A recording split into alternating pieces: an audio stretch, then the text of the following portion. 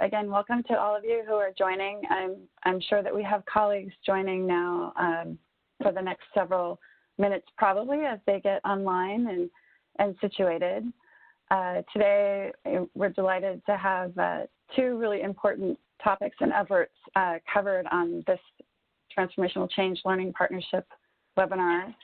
And I'll be passing it over in a few minutes to my colleague, Joe Dickman, to explain the work that we'll be covering today on development impacts and just transition. In the meantime, I just want to say thank you to all of you who have joined, and for those of you who are new to the Transformational Change Learning Partnership and the webinar series that we have, welcome to all of you. For those of you who've been here and participating for a while, welcome back. We're all at a moment in time, I think, that we recognize as an intense both challenge and sort of rapid learning mandate and opportunity. And of course, we've got the immediate crises that we're each wrestling with, as well as the much longer global change crises that climate change and other changes represent. And today's webinar is going to be focusing both on some of the bigger issues and things that are probably affecting many people today around the world. We won't be focusing on the COVID crisis, but I did want to acknowledge that, you know, that is also informing our work, including how we connect together, how we can best learn virtually, and how we can improve, you know, our own work and efforts based on the rapid change that's happening. Just a recognition of the challenges many of you and probably those that you know are also facing on the individual level, and some also at the level of food security and other, you know, really critical and fundamental needs at this time. With that, I'd just like to please ask people to mute their line unless you're speaking. We will have some opportunities to both unmute and speak, and of course use the chat function in WebEx if you're online. Please feel welcome to introduce yourself through the chat, and if you're able to right-click and rename yourself in the participant list, welcome to do that too, and I'll have Tim and the facilitation team add any notes on that if they'd like.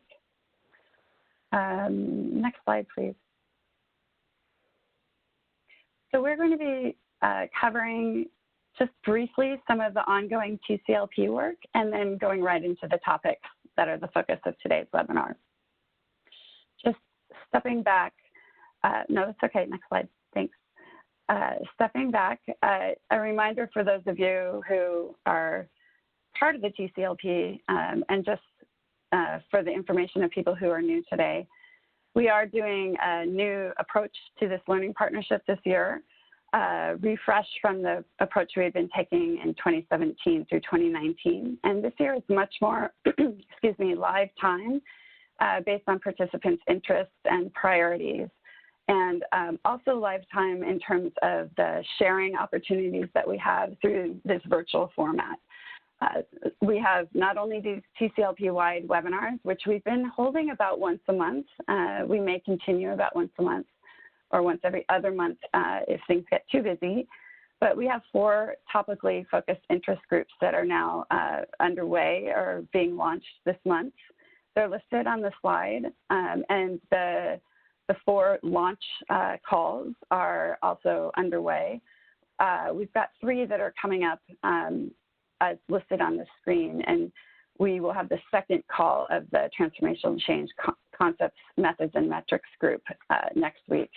We're excited for the launch of these groups because that's where much of the more substantive focus of this partnership is going to take place, not only in terms of deeper exchanges and discussion, but also in terms of a set of very small sort of priority working areas that the groups themselves help to shape and form and then do.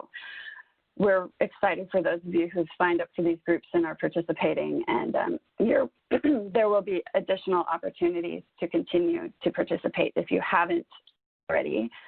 If you are interested in one of these groups or more than one and have not yet let us know, please do email Regan, and her email is on the slide, but we also, I think, have been exchanging emails with her email connected, so you can reply to one of those. Thank you. So right before I hand this over to Joe to do an introduction to our speakers and the topics today, I'll just note that our next webinar is going to be on August 5th. And on that webinar, we will be focusing on the transformational change concepts and frameworks. Many of you are familiar with them, some of you are not. But in that webinar, we will be going in some greater depth on not only the frameworks that have been developed so far, but where we actually think they can grow, evolve, and improve. Some of that work is already underway. Others we'll be working with many of you on throughout the year. And that webinar will be an opportunity to learn about this work and where it's headed, including the evolution of these frameworks, concepts, and definitions around transformational change. We will be recording that and then making it available for those of you who can't join, just like the other webinars. But I wanted to let you know that that's the next one up. Thank you. And then with that, I'm going to hand this over to Joe Dickman, who is the Senior Evaluation and Learning Specialist at the Climate Investment Fund. And he'll be introducing our speakers and giving some framing around the topics today. So thank you. Joe? Okay, thanks so much, Anna, and great to see so many of you on the call today. You know, as Anna said, obviously we're here in the midst of a global pandemic that's ravaging the globe and affecting many of our lives and many others. We've seen some of the social unrest and, you know, the action against systemic racism that's taken place in the United States and around the world. And so the topics that we're going to be discussing today, I think, are especially timely, and they relate well to the work of the TCLP. First, in terms of the global context, as we know, given the COVID-19 economic downturn, we're hearing a lot of discussion around how climate investments need to be framed and as part of the solution, not only for the climate benefits, but for the social and economic development benefits. And of course, this has always been the case, but I think as we think about the recovery actions that are needed to stimulate economies and help countries recover from the COVID crisis and the COVID-induced economic downturn, we need to increasingly make the case for climate investments in that light as part of broader social and economic development.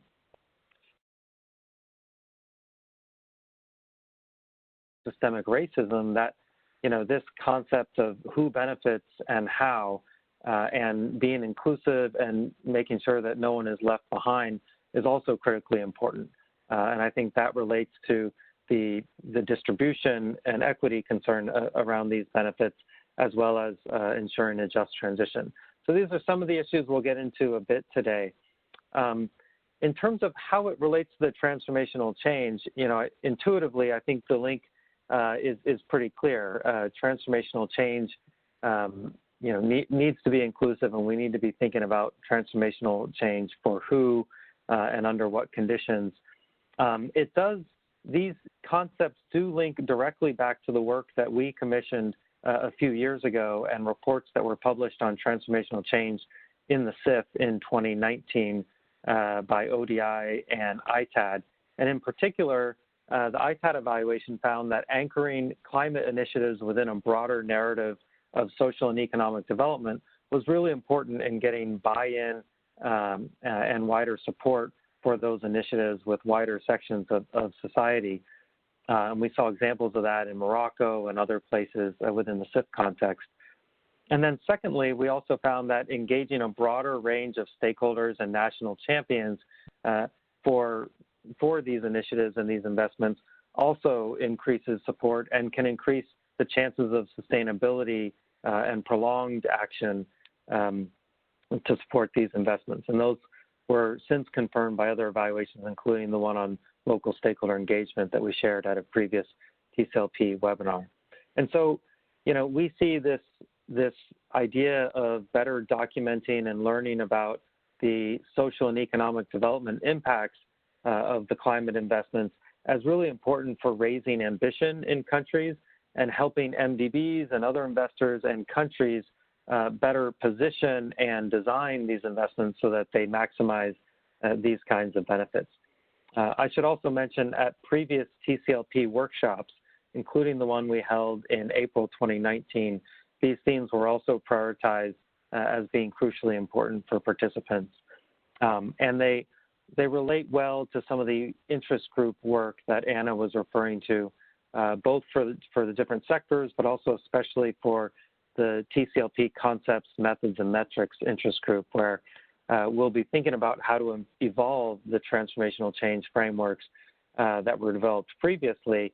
And I think incorporating these elements of development impacts, just transition, and broader equity concerns will be a key part of those discussions. And so if we can advance the next slide, please. First, we'll be diving into some early findings on our efforts to better document, assess, and learn from the social and economic development impacts or benefits of CIF investments, starting with the clean energy sector.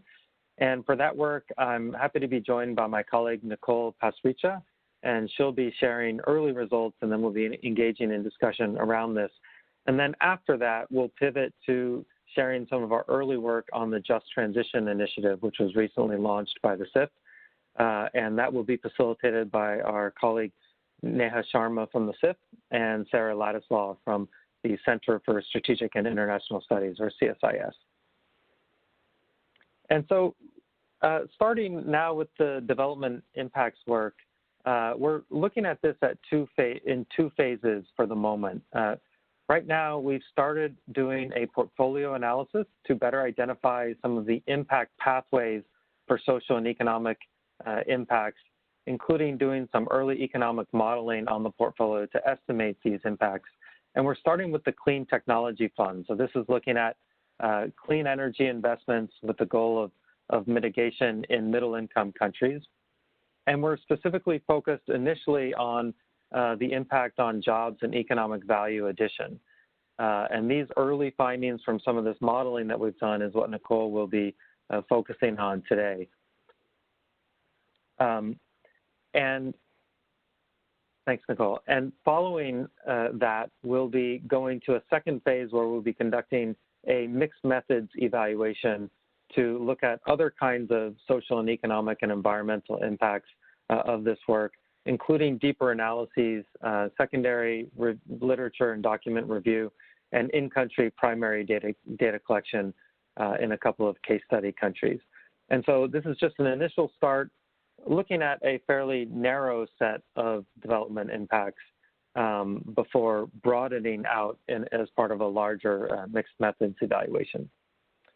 And so it's important to recognize, I think, as well, that these are early findings. And so as Nicole will explain, we're pilot testing a few tools, and we recognize that other aspects, including other types of benefits and the distribution of these benefits, are critically important and will be covered as part of the wider evaluation.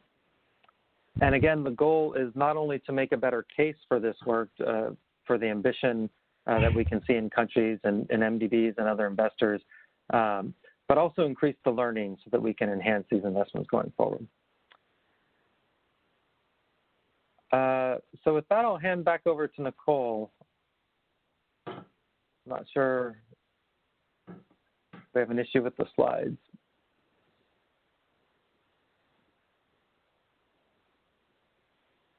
Nicole? Yeah, great. Hi, can you hear me okay?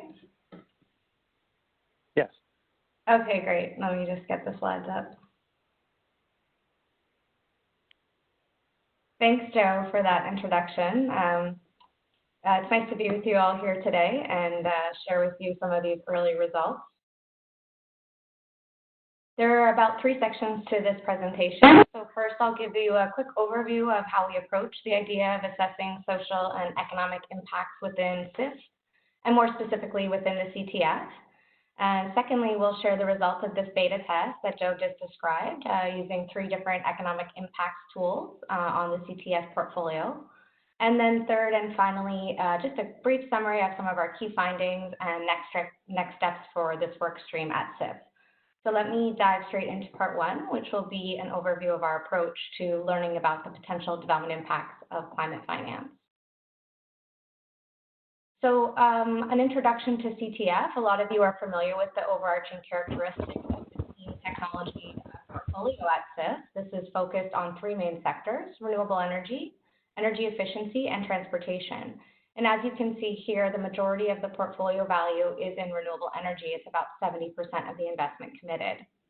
All of the data that we're talking about today is based on the CTF portfolio as at June 2019, which represents a total of $52.4 billion in approved projects, of which about $4.5 billion represents CIF funding, and the remaining $48 billion represents co-financing from other MDBs and other actors. All of our results estimates use the contribution approach as opposed to an attribution approach. This is given CIF's role as a catalytic funder with its partners rather than as a standalone investment manager.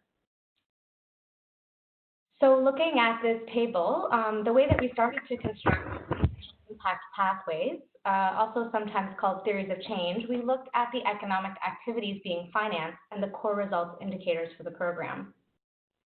As you can see in this highlighted column, this means that our research focused on the development impacts of increasing installed renewable energy capacity, increasing energy efficiency in a variety of sectors, and expanding low carbon transportation systems.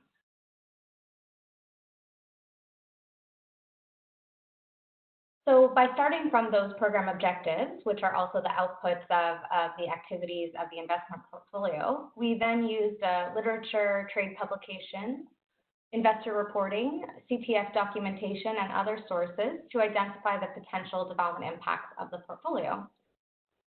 This method actually led us to more than 40 different impact pathways and outcomes. So in order to simplify this analysis, we categorized all of the potential impacts into 10 impact categories that you can see on the screen, ranging from health and safety through to sector inclusiveness and energy justice. Then we further organized these 10 categories into one of 4 areas of development impact: social, economic, environmental, and market. Although naturally there can sometimes be some overlap between some of this. Because gender is a cross-cutting theme for development impact, we considered for each impact pathway whether there could be a gender dimension or whether the literature evidence was not yet clear on this point. So that's why you don't see gender as a standalone outcome on the table. Since it wouldn't be possible for CIF to evaluate all 40 potential development impacts, we needed to narrow down this long list into those impacts that are most relevant and material to the CIF and its stakeholders, and that would actually be feasible to assess. So that's what the project documentation, literature, and existing tools helped us do. So for example, in looking at CIF project documents, CTF project documents, the 3 development impacts most mentioned in the documentation, which is prepared by the MDBs, were competitiveness and industrial development, employment, and energy security. Those were each mentioned in about 60% of projects. And then the next most mentioned impacts were livelihoods and economic value added. In addition, about 25% of projects mentioned at least one gender dimension of development impact. When it comes to tools to assess these types of outcomes, we also reviewed more than 15 different tools or approaches that are currently being used by practitioners and researchers to estimate different indicators of development impact. And based on all of this, we were able to create a shorter list of specific development outcomes that CIF could include in its wider mixed methods evaluation. And I'll just share that list with you now. So at this stage, we concluded that there are approximately 10 to 12 development impacts that the workstream could focus on to start with that are relevant and material to the CIF and its stakeholders, and as I said, practical to assess, and could drive new learning for more impactful climate investments. So under social impacts, there are research and models that can estimate reductions in deaths from pollution and resulting positive impacts on healthcare spending, for example. Under economic impacts, both employment and value-added impacts, all these different kinds, are well documented and possible to model using various available tools in the market. Under markets and systems impacts, there's two sections here. Of course, these can be harder to measure as an investor, and they can also take longer to materialize in a market. But even so, there are some promising approaches that CIF could capitalize on. For example, relating to energy security, resilience, and diversification, there are good analytical approaches to quantifying impacts on energy costs, outages, and savings on fossil fuel imports, for example. And under competitiveness, industrial development, and bankability of a sector, there are also opportunities here of institutions who are trying to measure these types of outcomes. For example, about 10% of the CTF portfolio is used in the form of credit lines to local financial institutions for on-lending in renewable energy or energy efficiency activities. And that could be an area where impacts could eventually be quantified. So this focus list is preliminary, and further conversations with CIF partners, stakeholders, and countries may lead CIF to refine or expand this list over time. But it does provide us the focus we needed to kick off the next phase of the work stream. So as a very first step, as Joe just mentioned, we decided to focus first at the portfolio level on different types of economic benefits, both employment and value added, because the tools were available to us and the portfolio data that we needed to do this analysis was also available without extra data collection. So that's why we selected these first. So let's dive right in now to the maybe more exciting part of the presentation on the results of our beta test. So from the longer list of tools and approaches, we selected 3 that were immediately accessible to us, so they were publicly available or somehow were going to be made available to us on a testing basis, and that could be tested using the data we had on the portfolio. So these 3 approaches were the employment factors approach, the B.I-JEDI model, and the joint impact model. And the purpose of testing these tools was really to see whether the tools were fit for purpose for CTF. For example, do the tools work well with the CTF sectors and projects that I just showed you was the focus of the portfolio. We wanted to also identify data gaps that CTF might need to fill to really be able to do further research on the portfolio. And also identify any gaps in the models where CIF might be able to adapt the model to its own needs or where our research can contribute to improving the tools. So what I'll do for each tool, I'll share a quick snapshot of the basic approach, how we applied it in the CTF results, and then conclude with a little bit of a comparison of what we found between the three tools. I just want to mention that just keep in mind, as Joe mentioned, the CTF results are considered in beta rather than final stage due to some input data limitations that we had, as well as the beta nature of some of the tools which are still being improved upon. So for this reason, CIF isn't publishing these beta results, but is sharing them with close stakeholders like yourself for feedback so that we can further refine our approach and be able to publish more final versions of our analysis during the workstream implementation. Okay, so first up, the employment factors approach. Oops, I think we went one too far. The employment factors approach, this uses a technology or industry-specific employment factors multiplied with the respective installed capacity, in this case of the renewable energy projects, to estimate direct job impacts during 3 project phases. That's manufacturing, installation, and operations. For CTF, we used this approach only for the renewable energy portfolio segment. So that represents about 70% of the portfolio, as you can see there, as we didn't have employment factors available for the other sectors of the portfolio. So let's check out those results. So this first graph shows the estimated direct employment of CTF's renewable energy portfolio in manufacturing and installation. And this is shown in person years of employment. Because jobs in construction phases of projects are usually temporary, this is a unit of measurement used where 1 person year is equal to 1 year of full-time employment for 1 person. So here you'll see 2 results for manufacturing because renewable energy technologies might be manufactured locally or they might be imported. So that would mean that the jobs are in different locations. So we see here the results that CTF is estimated to generate direct employment of about 766,000 manufacturing person years in total, that's local and imported, or about 569,000 person years if we count only the regional employment. It's also expected to generate 1.4 million person-years of employment in installation. And these results are for all time over the entire portfolio.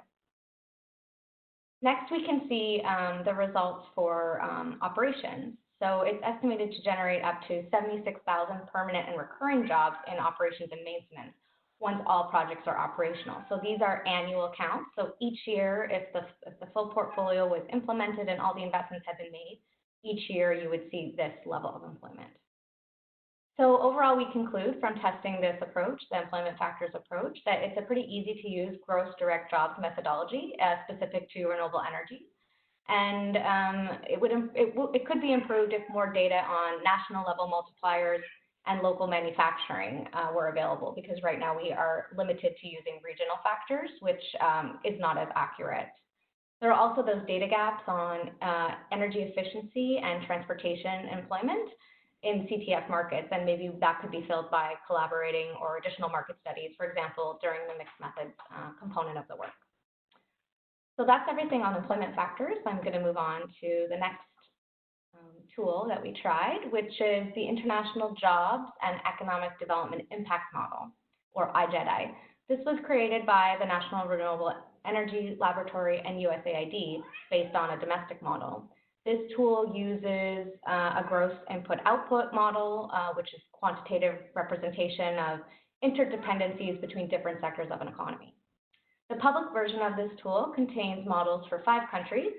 Thus, we applied the tool to the CTF portfolio in 4 of these countries. So that's Colombia, Mexico, the Philippines, and South Africa. So this represents 10 projects, or about 11% of the total portfolio.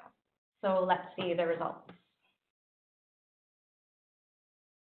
So first, we'll look at the employment effects of this 10% of the portfolio.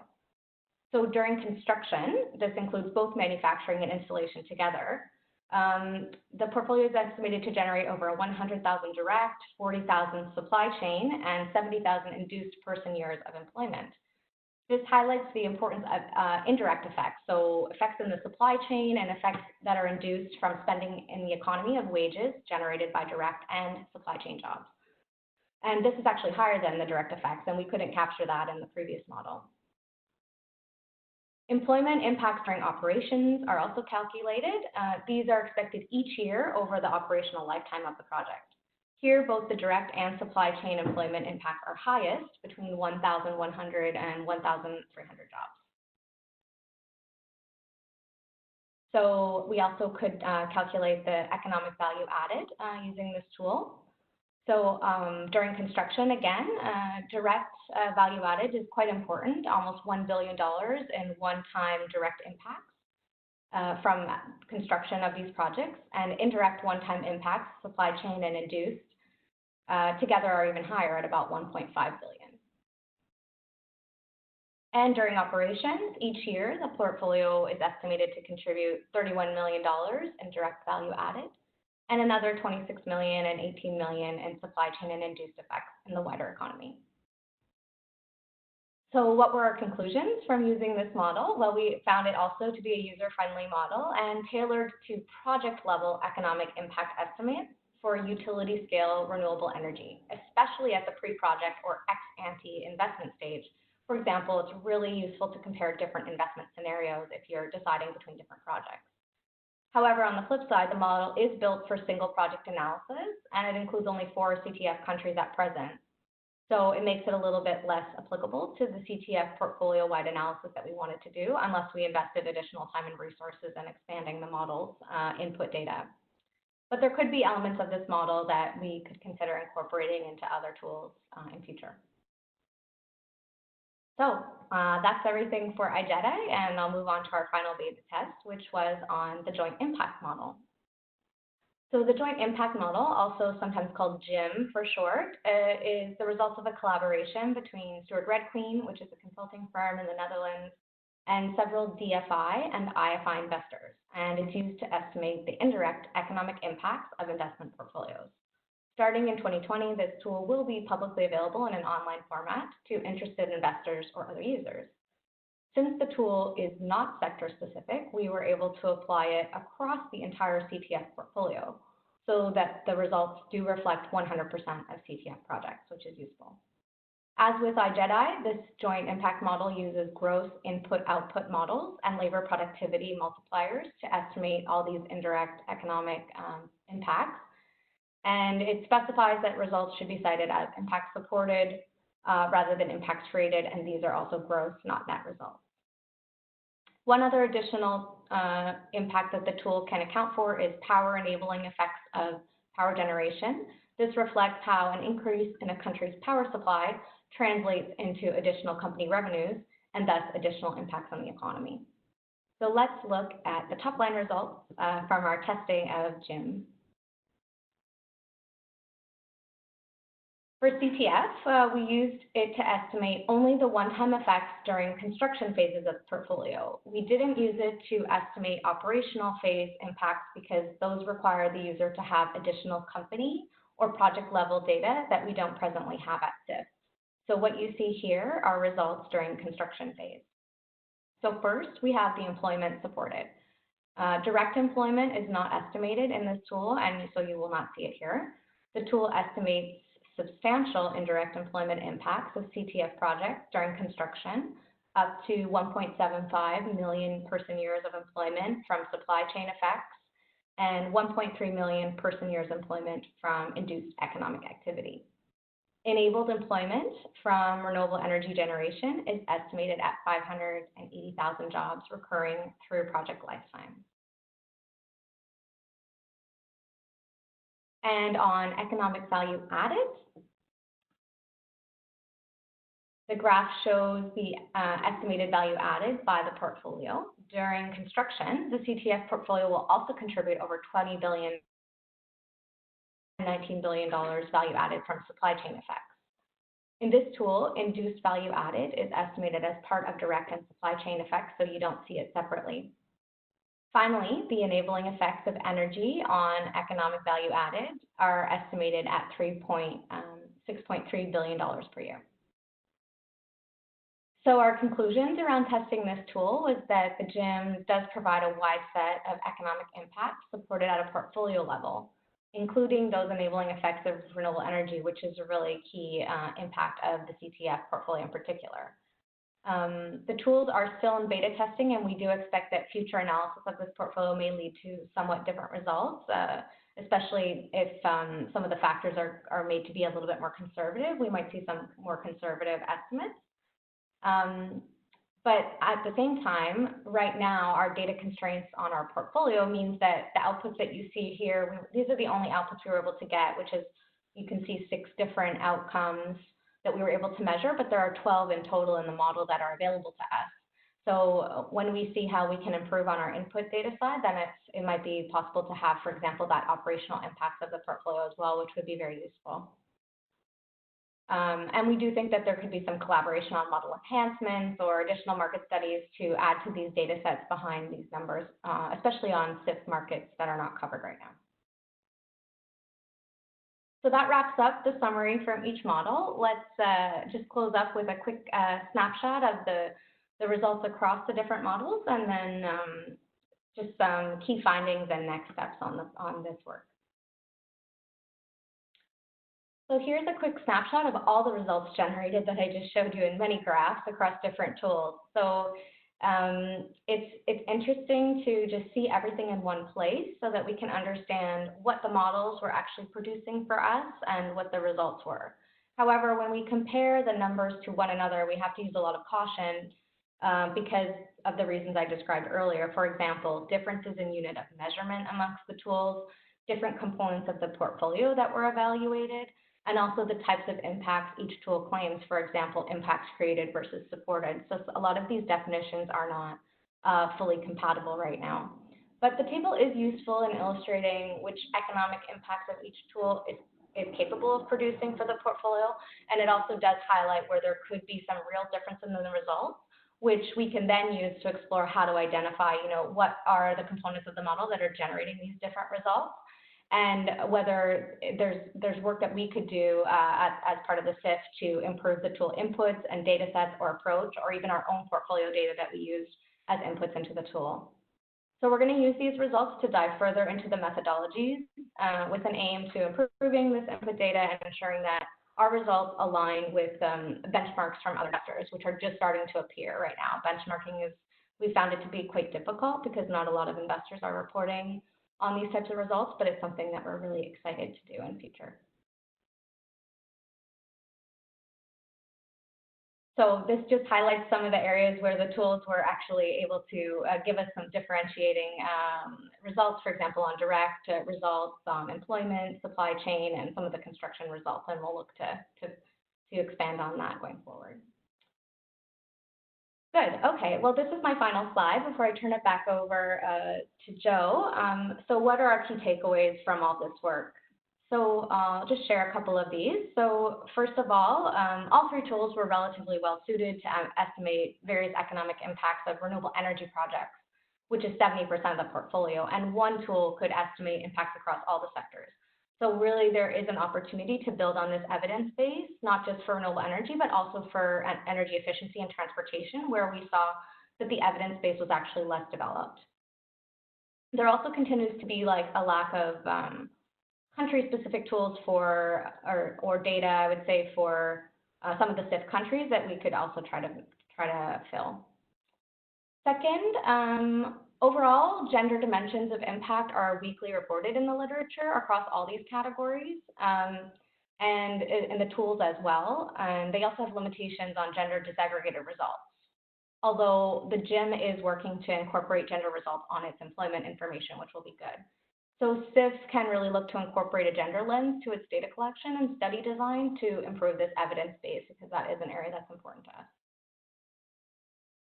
We also found that modeling approaches are useful for directional portfolio level estimates of certain development impacts, such as economic impacts, but qualitative impacts and market or systems level impacts will be better investigated probably using these mixed methods approaches. For example, understanding the distributional benefits amongst populations and communities on even something like jobs would need a mixed methods approach. The model is not able to tell us that. And finally, seeing our results and talking with experts on these matters reinforced to us that there are still methodological limitations in existing approaches. CIF will look to collaborate with others who are considering how to improve on methods, for example, in areas such as very rapidly falling technology costs of renewable energy, moving from gross results to net impacts, which is what we want to see, and also on normalizing results. So how do you compare what you see across a portfolio? For example, could we in future be able to tell you our results as a result of $1 million per $1 million invested or per megawatt of energy installed, which would allow you to better compare across portfolios the performance. So that concludes the overview of phase one of our work to date. I'm going to turn it back over to Joe now to share more about next steps in the impact work stream at CIF, and looking forward to your questions and comments. Great. Thank you, Nicole. And for the audience, I realize some of that was somewhat detailed and technical. I think from a higher level point of view, these numbers have been really important for CIF to think about some of these wider contributions. And also, as you can see in the chat, they open up avenues to dig deeper. It's still quite limited in what these are able to tell us. We have about 10 minutes for discussion or Q&A before getting into the just transition phase of this webinar.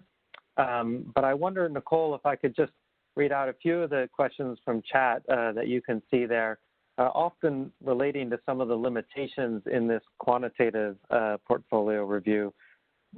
One question from Raul is asking, has any comparison been made between these results and those of the industries to be displaced, oil, coal, gas, et cetera, which may help in supporting the need for the transition?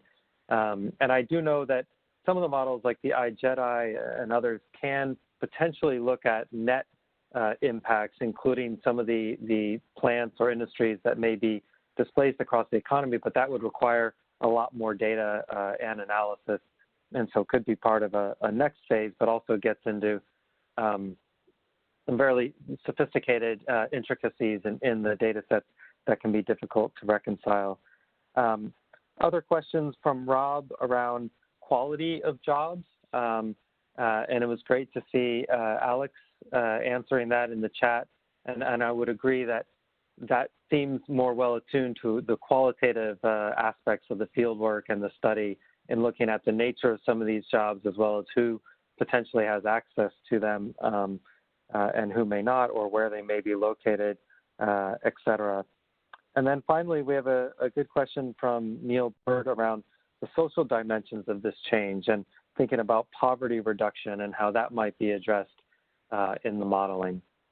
So some initial thoughts over to Nicole, and then we'll open it up perhaps one more time for any additional questions.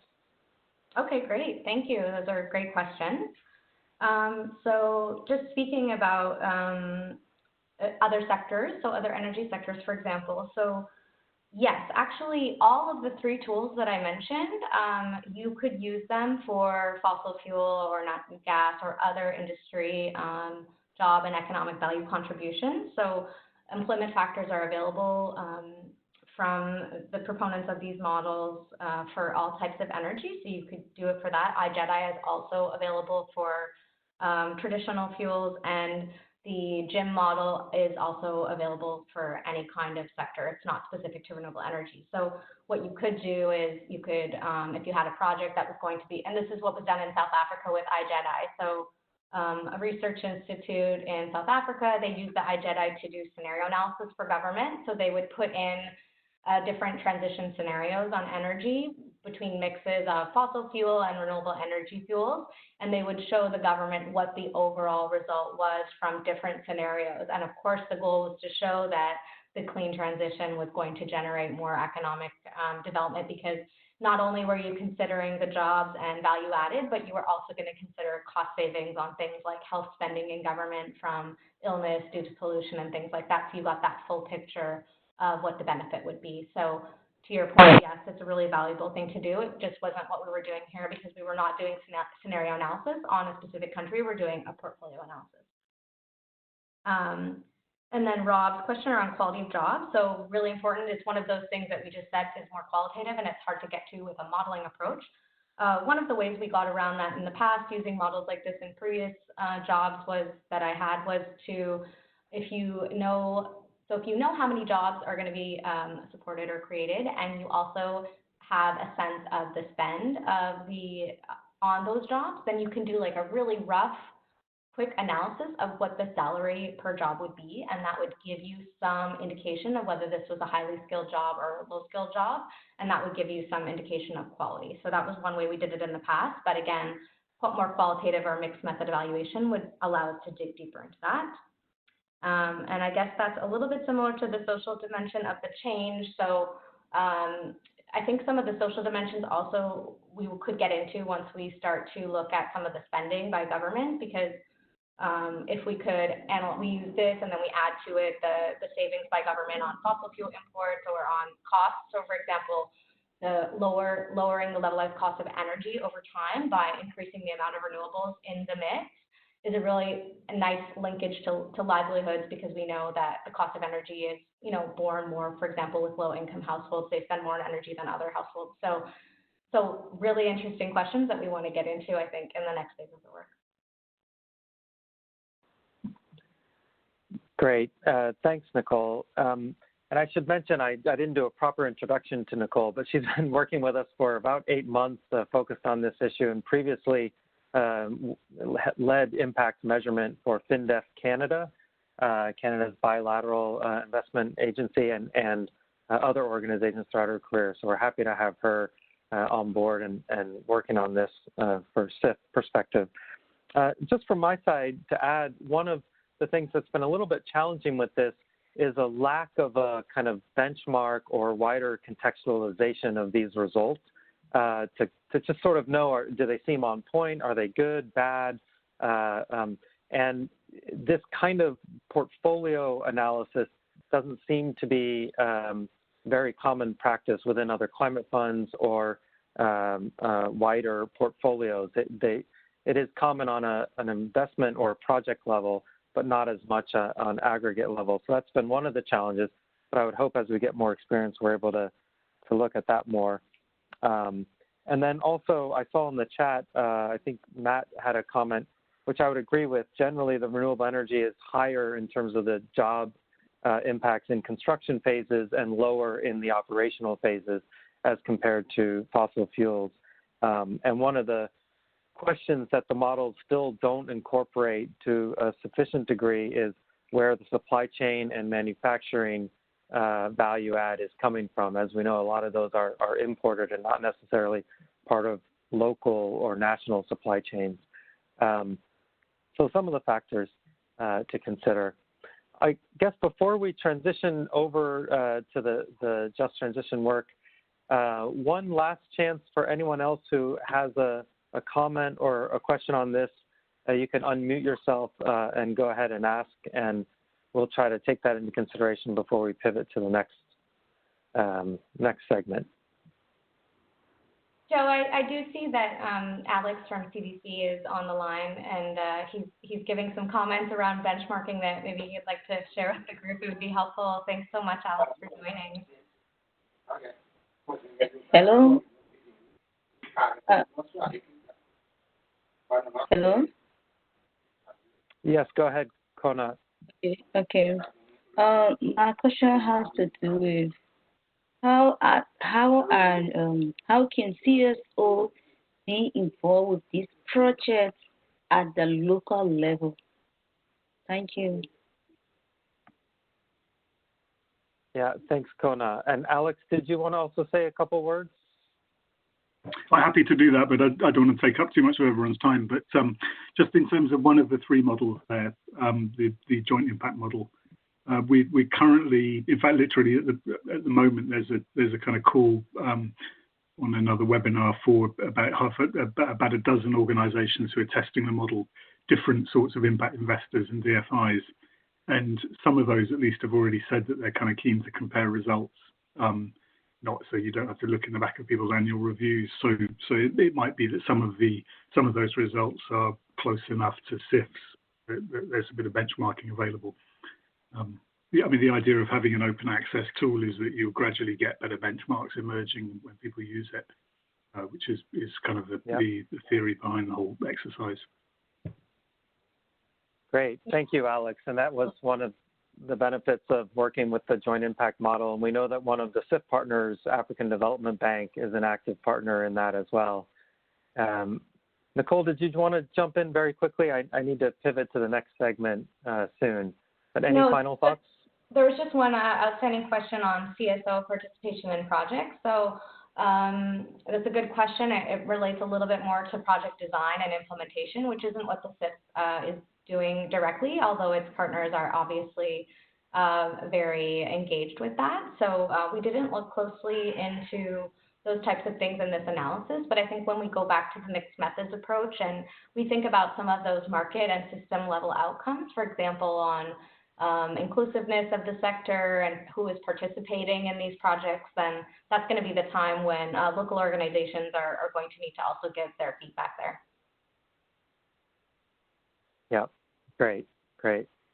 Well, apologies to cut this short. I know we could have continued discussion, but what we wanted to do was just to give a brief introduction to this work stream. Obviously more to come, and we look forward to engaging with the TCLP participants in the interest groups and the wider TCPL webinars as this work stream evolves.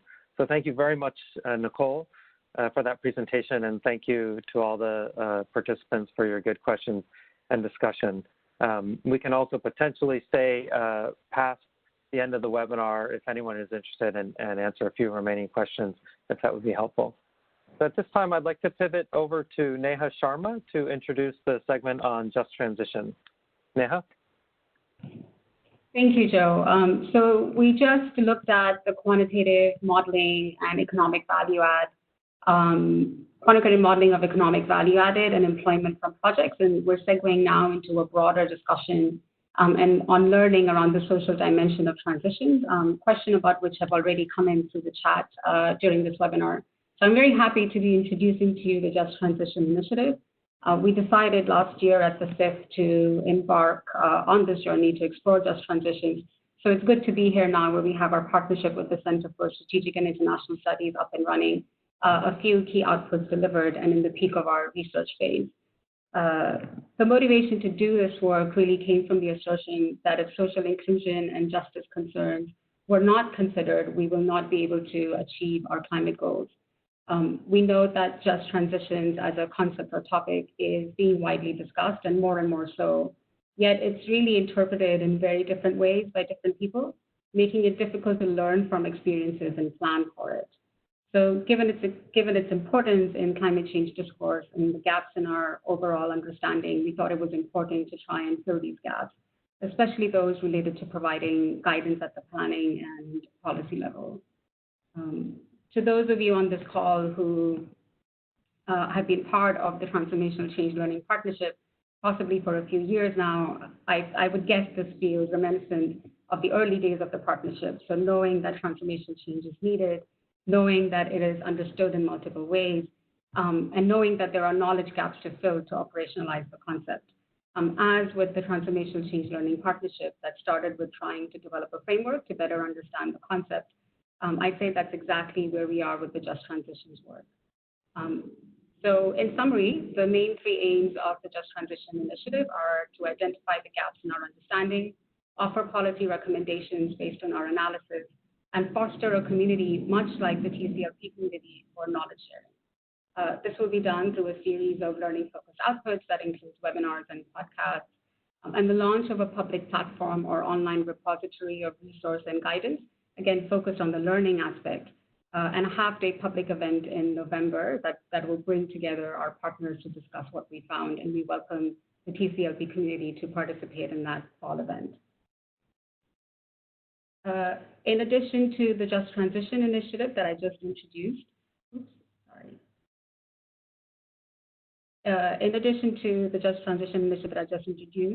there are two other parallel streams of work. I'm sorry, I feel like a slide is missing, so I'll just talk through them. The first is the development of case studies. So we want to share learning on how CIF investments have contributed or interacted with Just Transitions. We're just in the review phase of a case study on South Africa that's been authored by Mike Ward, who's joined us today. So if you have questions on that, we can direct that to him. We'll also be developing a case study on India, followed by others in partnership with MDB and research institutes. The second parallel piece of work is we're supporting a paper on how MDBs can support Just Transitions. This paper is being led by the Paris Alignment Working Group, and it's currently being finalized with the objective to identify just transition measures that are already being implemented by MDBs. So this is another part of work that we're supporting. And with that, I wanted to hand it over to Sarah Ladislow, the Senior Vice President at CSIS, working on energy policy, market, and technology analysis. Sarah will walk through the initial framework on just transitions that we've developed under the Just Transition Initiative. And this framework maps the different definitions and concepts of just transition that are already out there. It outlines different perspectives, and the aim is to not arrive at an ideal definition, but just describe the overall landscape in an inclusive, non-judgmental way. Sarah will also share a few thoughts on how the Just Transition framework relates to the transformational change framework, and then I will do the same. And of course, the intention isn't that these two frameworks overlap, but there are still parallels that we could learn from. So over to you, Sarah. Great. Thank you so much, Neha, and thank you very much for the opportunity to be with all of you today. This is fundamentally a learning partnership, and so we really look forward to the feedback and questions and engagement that we can get through forums like this. So thanks very much for including us.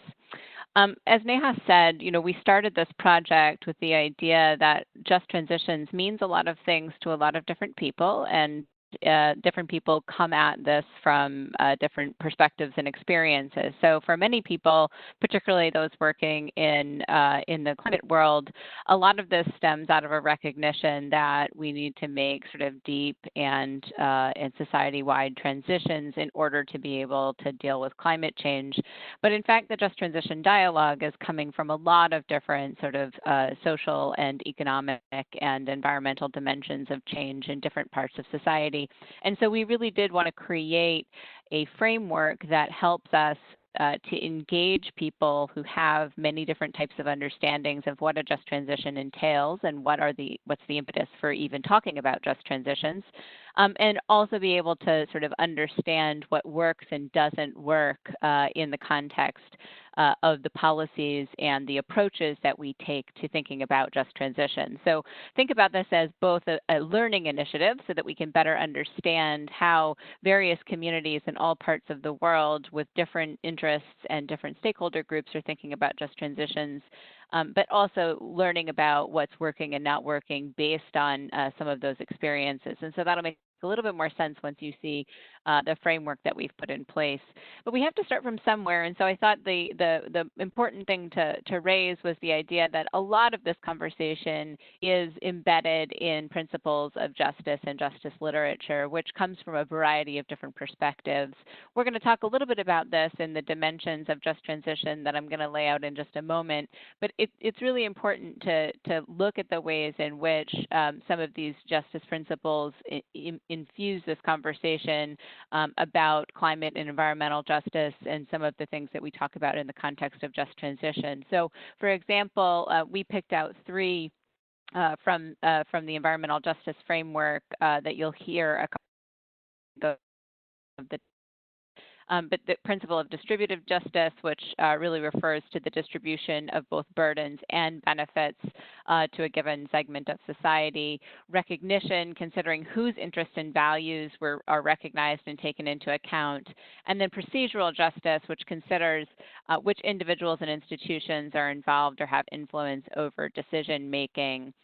And it is important to recognize that these dimensions are both part of a conversation about transition, but they're also part of the underlying dimensions of injustice that may have existed or do exist in a given society that is trying to remedy some of these justice dimensions. So we want to there is in our first publication, there's a lot of deep literature that goes into these various sort of justice dimensions and dialogues, and each one of the stakeholder perspectives that come to this can embed some of the work that they're doing and some of their thoughts about what justice means in some of this core literature. So if we go to the next slide and we talk about, what we actually analyzed, recognizing that we're not saying there's any one sort of ideal, or we're not trying to land on any one ideal definition of just transitions at this stage, we did think it was really important to at least identify the sort of general dimensions and some core principles of what entails a just transition. So we divided it into 4 different categories that are grouped into groups of 2. The first is on the left-hand side, which is this idea of scope. And so the scope of just transitions really deals with the what and the why, right? So what is being impacted and what is the nature of that impact over time. And then on the right-hand side is the social inclusion, which is really the who and the how dimension. So just to oversimplify it. If you look at distributional impacts, this fundamentally looks at who is directly or indirectly affected by a transition. And the transition can come from both sort of structural changes in the economy, or it can come from some other sort of policy dimension. It can also come from climate impacts. But it's really focused on, are we looking at the economic impacts? Are we looking at the social impacts? Are we looking at the, which can include gender dimensions and cultural dimensions as well? Are we looking at the environmental impacts? What is the sort of scope of impacts that's taken into consideration when you're talking about just transition? And so on the narrower, more targeted lens, we find examples that are really geared towards dealing with one segment of an impact, maybe the sort of economic or social dimension, but not as much the environmental dimension. Whereas on the expansive side, it's really sort of very inclusive, right? It's thinking about all the different components of the distributional impacts, not just sort of, one sort of narrow or more targeted set of impacts. On the intention side, this is really about the intention behind the transformation. So we find in a number of different instances there are ideological preferences about whether you are reforming an existing set of economic institutions and political institutions, or you really want to transform them. And so the most helpful analogy I have for thinking about this intention dimension is, if you're thinking about the context of maybe like greening a capitalist system so that it takes into account things like greenhouse gas emissions or environmental impacts, you might exist with it. You might just try to reform or put policies in place that reform an existing system. Whereas on the transformational level, you think more along the lines of something like a circular economy, right? Something that really looks at sort of power distribution within economic and political systems and says, hey, we really need to think about a new way of ordering society. It has to be much more of a transformational change in order for it to have all of the desired effects that are required for thinking about transformation. And so scope really takes into consideration the what is impacted and to what extent it's impacted through these metrics of distributional impacts and intention. On the social inclusion side, as I said, this is really about the who and the how. Now, I want to just put one sort of caveat here on social inclusion.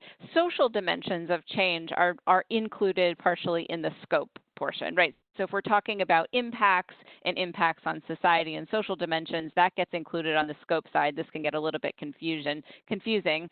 Whereas on the social inclusion, this is really about who you engage and how you engage them in these conversations.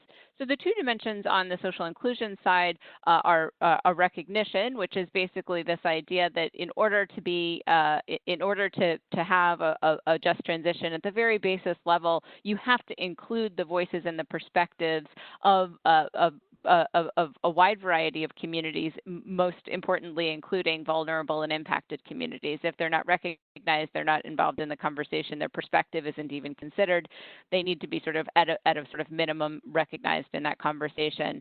At the higher end of the spectrum, you get elevation of those perspectives. Really, the sort of vulnerable groups get elevated to a level where their concerns are represented in the conversation at sort of a higher and more holistic level.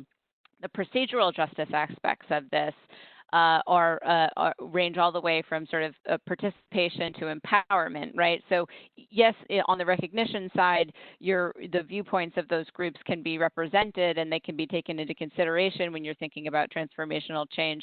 But on the procedural side, do they have a role to play in the conversation? And this spectrum is all the way just from making sure that these groups have participation in the conversation about what kind of change or what kind of policies are going to be put in place to think about what kind of transition is underway, all the way to the empowerment of those groups to be able to have a different level of ownership and or control over the outcomes of that conversation. And so for each of these four dimensions, we run a spectrum of sort of a more targeted and narrower set of impacts and intention and recognition and procedural justice to a much more expansive viewpoint. And we've taken all of these, if you want to go to the next slide, Neha, and put them on a 2x2 framework for trying to understand how these four dimensions sit in various definitions and experiences and case studies of just transition.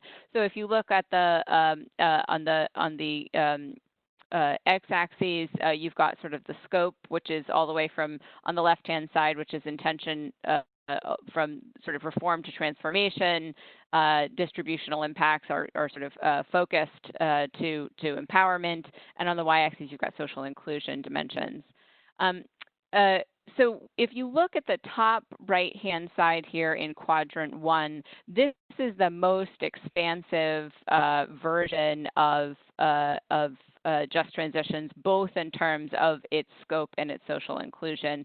We tried to come up with some examples because we thought examples were a little bit more helpful than just sort of going through the sort of nomenclature of what exists up in that top right quadrant. And for this, we had picked out one project. We're not saying that these projects were successful or should be used as examples. They're just meant to be illustrative of what we would put in a quadrant like that.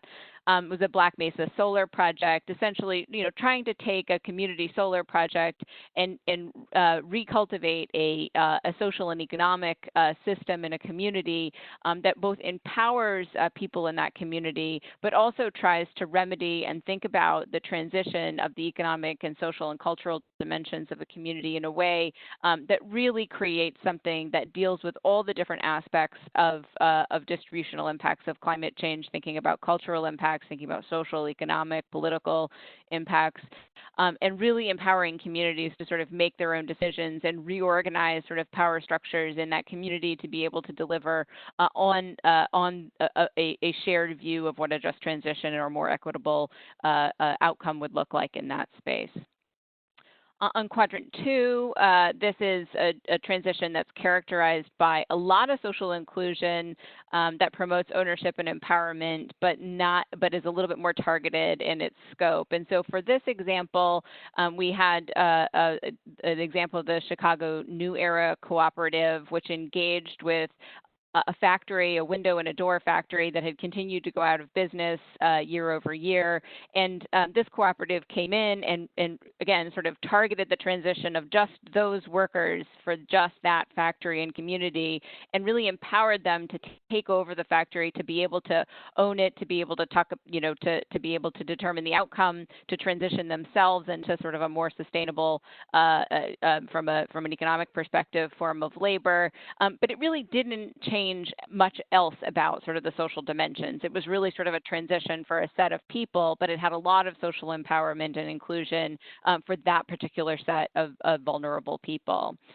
In quadrant 2, we've got, in quadrant 3, we've got, which is the bottom left-hand side, it includes transition measures to mitigate sort of a relatively targeted set of distributional impacts, such as economic impacts to workers in their communities within an existing social and economic dynamic. And so for this, the best example, one of the examples that we came up with was the transition of coal workers in the North Rhine-Westphalia portion of Germany, where there was a big sort of government program to try and transition those workers through a number of different measures, job and worker retraining programs, other sort of financial incentives for new industries, for just that particular set of workers in that region to transition them to some sort of new economic activity. Again, there was not sort of a broad change to sort of the economic social dimensions. There was no effort to create a circular economy out of the entire economy in that region. It was really sort of targeted towards those workers and just thinking about sort of their transition, but it was very much sort of government led and enabled, and so that's why it's sort of in that quadrant 3 area. Quadrant 4 is actually quite difficult for us to come up with a concrete example. Quadrant 4 is a transition that seeks really transformative reform to address a broad array of social and political and environmental dimensions, but it just doesn't have a lot of social inclusion, right? So at the bare minimum, it has representation of vulnerable communities, it has participation of vulnerable communities, but it doesn't have that sort of transformative empowerment level of involvement that we were thinking about. And so we came up with kind of like a hypothetical here, which would be a more sort of authoritarian or sort of closed political system that essentially, had a set place for people to be involved in those discussions, but really sort of had an ambitious transformative view for the structure of their economy, thinking about, what sort of, transformation it might lead. So lots and lots of transformation, lots of intent in terms of thinking about transforming the economy, broad perspective on distributional impacts, but not necessarily a very large level of social inclusion. 2 more points on this before talking just a little bit about how this relates to the TCLP and some other things that we've talked about. one other piece here is, again, this is sort of to hopefully for those of you who are very familiar with the Just Transitions dialogue, you see different examples of things you've experienced or somewhere in this spectrum of activity and definition.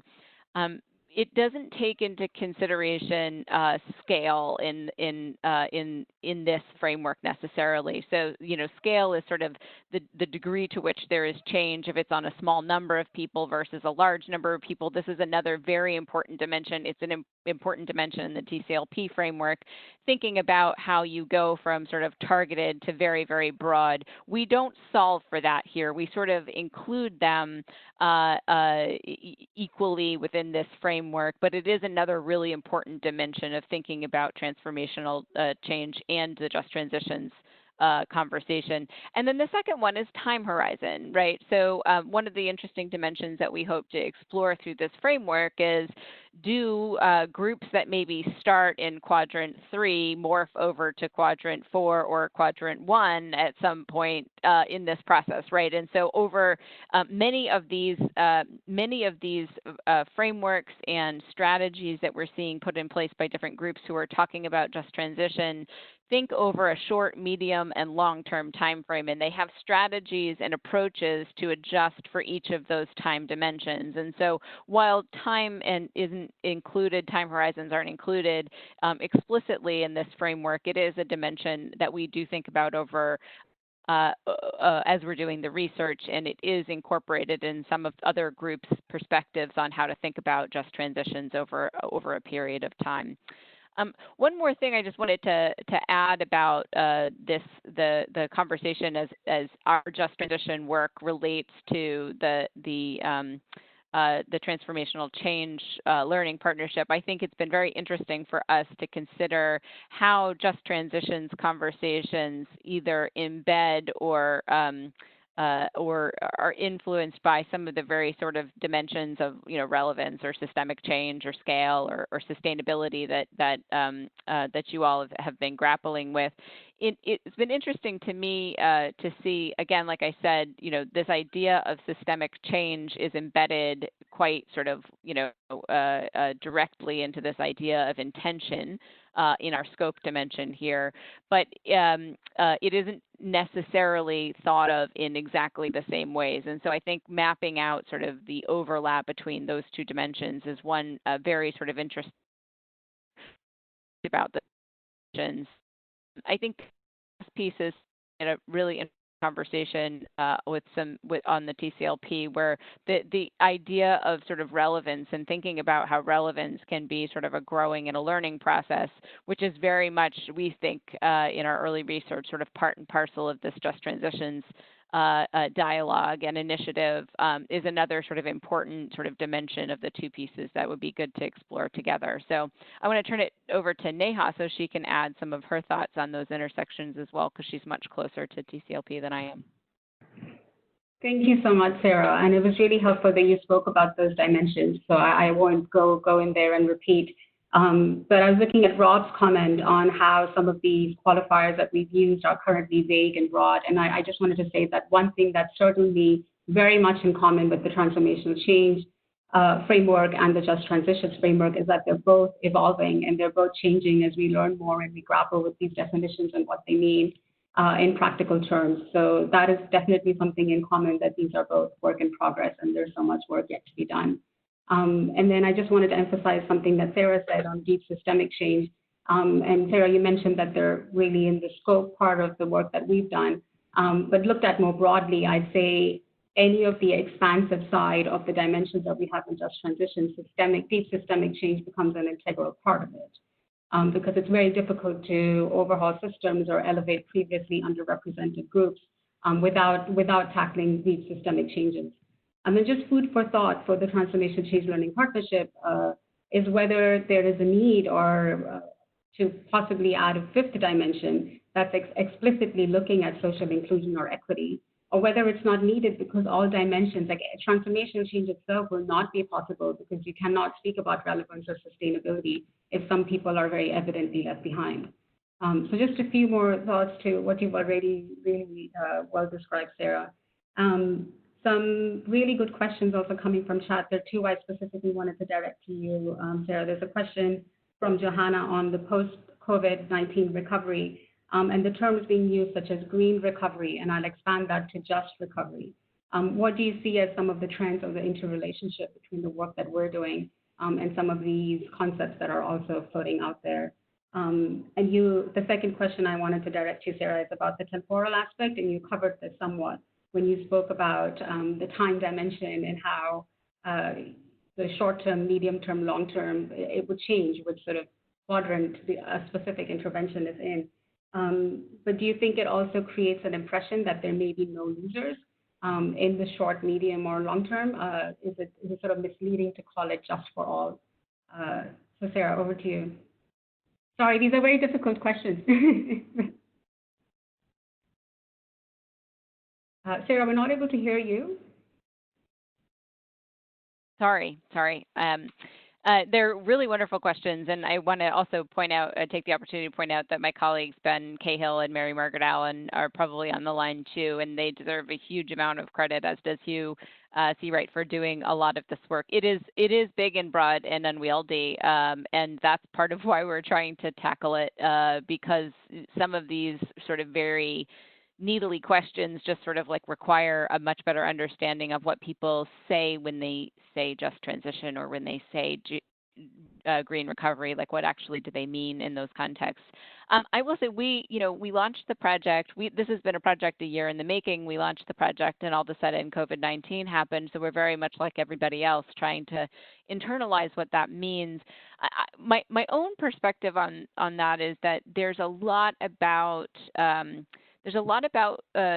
COVID-19 moment that, at least intellectually, would lead you to thinking that these conversations about just transitions, and particularly the worker dimensions, the dislocation dimensions, the resilience dimensions, should be conversations that are enabled by the current environment. This idea that we're in a very strange moment in time. Lots of people are being unemployed. Lots of people are thinking about the impact and who is vulnerable and how to build society in a way where we can be not only recover from this crisis, but be more resilient to the next ones we see down the line.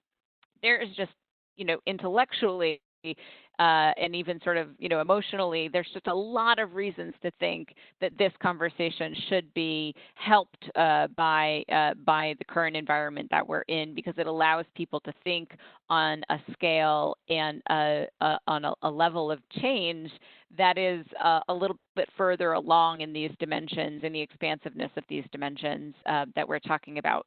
Unfortunately, you also can find lots of examples where because there is so much need to think about both recovery and just making people whole in a period of crisis, and there are other dimensions of change and vulnerability that need the time and attention of policy and decision makers and investors, that there is a little bit of a diffusion away from this idea that that there's these other immediate needs, and if you take a very holistic perspective on transformational change at this point, it's just going to be too much, right? It's just too ambitious.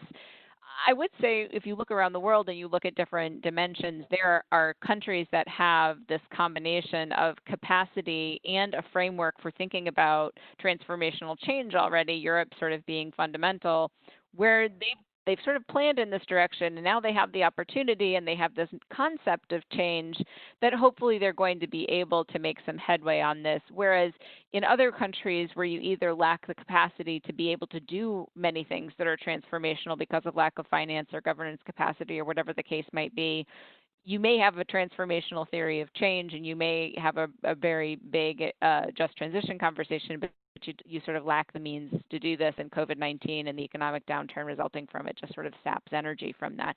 So I think we see lots of, or you have the capability to do it, but you're just not thinking on a transformational just transition level in a very sort of coordinated way, and therefore you don't do that. And so I think it's going to be a mixed bag. in terms of thinking about how just transitions ties together with sort of a recovery and a resilience initiative. On the question about sort of winners and losers and being left behind, I will say one of the interesting, it doesn't exactly answer the question, but one of the really interesting dimensions of doing this research and thinking about, particularly on the case study side, is thinking about the planning part of this versus the reactive part of this. And so lots and lots of examples of just transitions and engaging with vulnerable communities tends to happen like after an impact, as opposed to thinking ahead and saying, hey, actually there's going to be these impacts. We understand there should be or there could be. We need to think about and plan for what we're going to do in those cases. And it does seem like being able to recognize that there's going to be vulnerable communities and that there's going to be some sort of winners and losers dynamic within a society, and to get ahead of that rather than being reactive to it should lead to better outcomes. At least that's sort of a hypothesis that you have to look into the research. But a lot of times that doesn't happen. It's all a very reactive conversation. And so while there is broad recognition that there could be sort of winners and losers in this, we're not even dealing with, the things that we can see on the horizon and trying to equilibrate for that. A lot of these just transition initiatives and conversations happen after the harm has already been done. And so you have to think about sort of remediating it from that perspective. Thank you, Sarah. And just staying on this point about planning, there's in the chat, there's a discussion about how are we identifying who was vulnerable? I mean, in the case of just transitions, it's not just the people who might be losing jobs, but the whole supply chain and economies of regions that sometimes are not even close to each other are impacted. Do you have thoughts on just who was vulnerable? How do we identify them? How do we engage them in planning, especially from the procedural justice lens?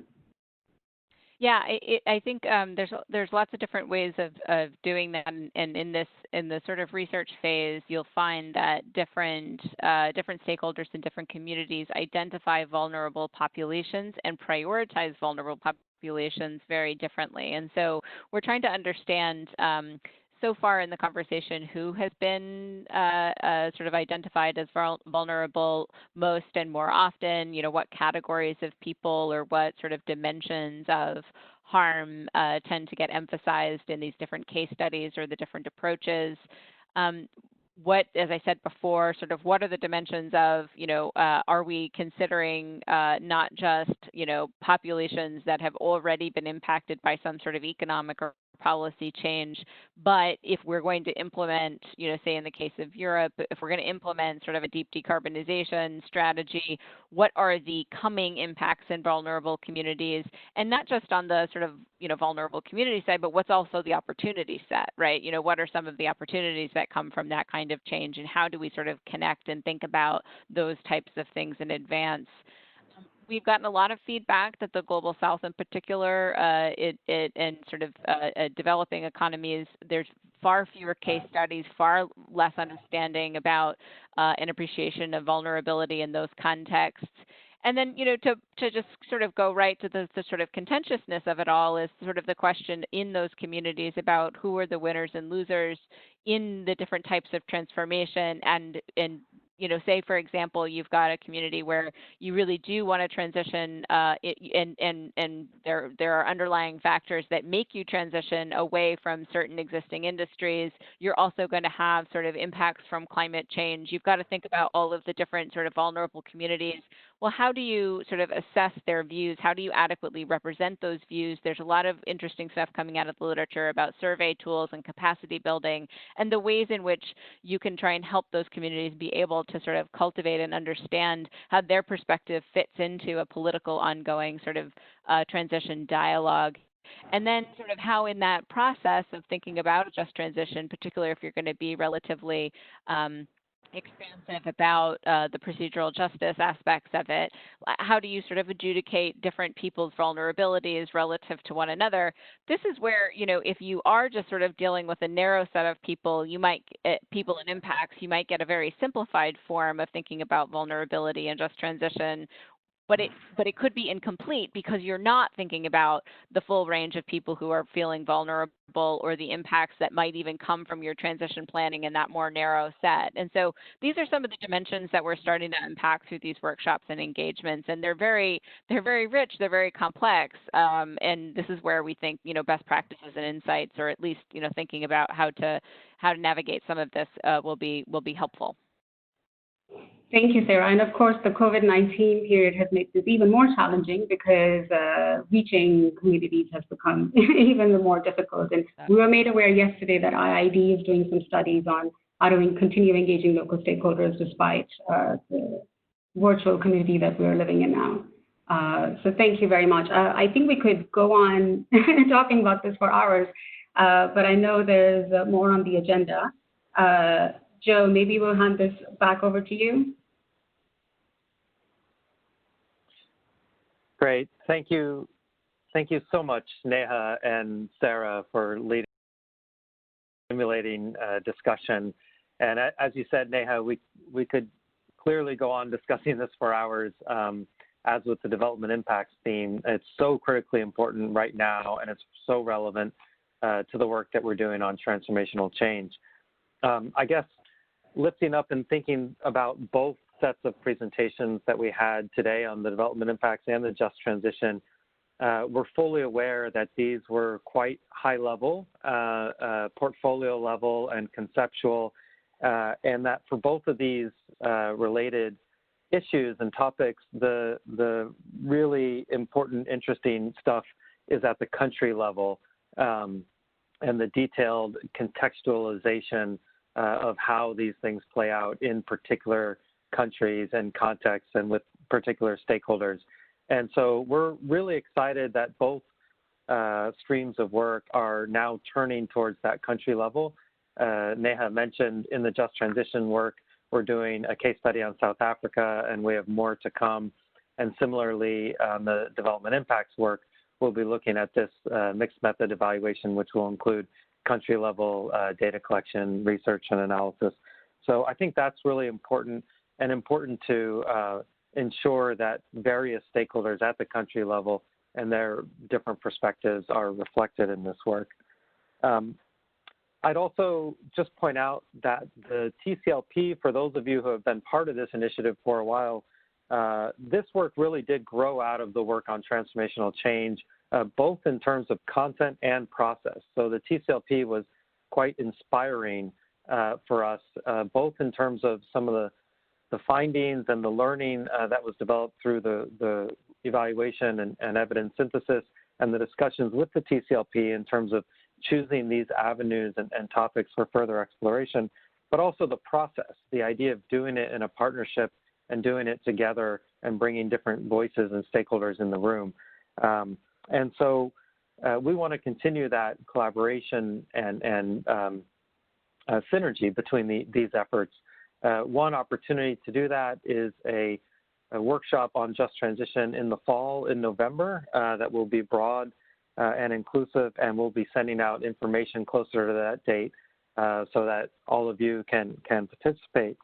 But also in the interest groups work that we mentioned earlier, I think there's a lot of potential linkages here, and especially both in the energy but also the other sector groups, as well as in the concepts and methods group. So you've seen in chat, and we've alluded to a couple times during the presentations, cross-informing the frameworks on transformational change and just transition development impacts and broader equity issues is really important, I think, as we evolve both of the frameworks over the next year or so. And so watch this space, and we look forward to continuing that collaboration and discussion over the coming months. I think with that, Anna, I'll hand it back over to you for any last additional comments.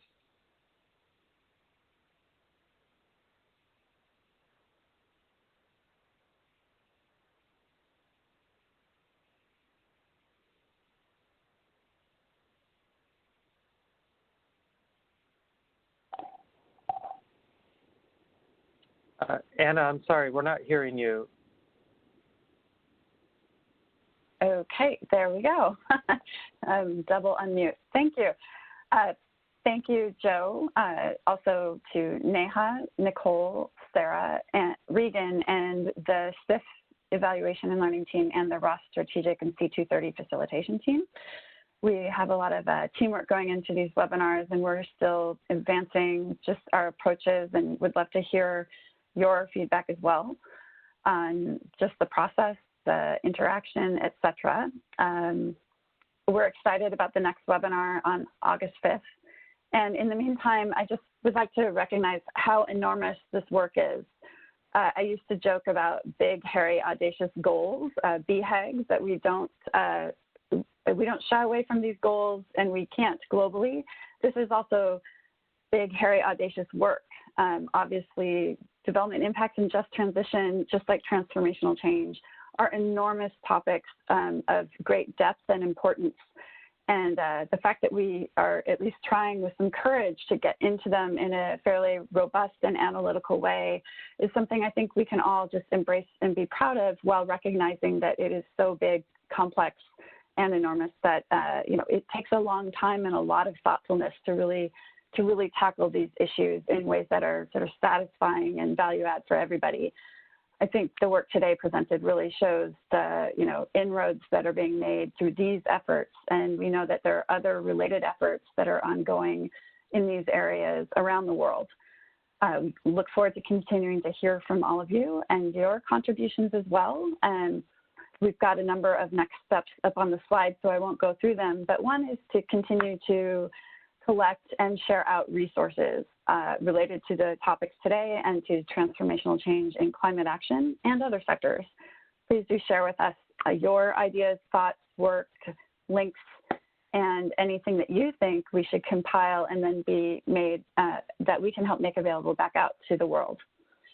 Thank you again to the speakers today and to all of you for joining. And we'll keep fighting the good fight, as they say, and just getting through this difficult year of rapid transformational change and learning, and do it together. So thank you again, especially to the speakers today, and for all the commitment that this work represents. And have a good rest of your day or evening, as the case may be. And we'll be in touch with also a recording to this webinar for those who weren't able to make it. Thank you, everybody. Thanks, everyone. Thanks, everyone. Take care.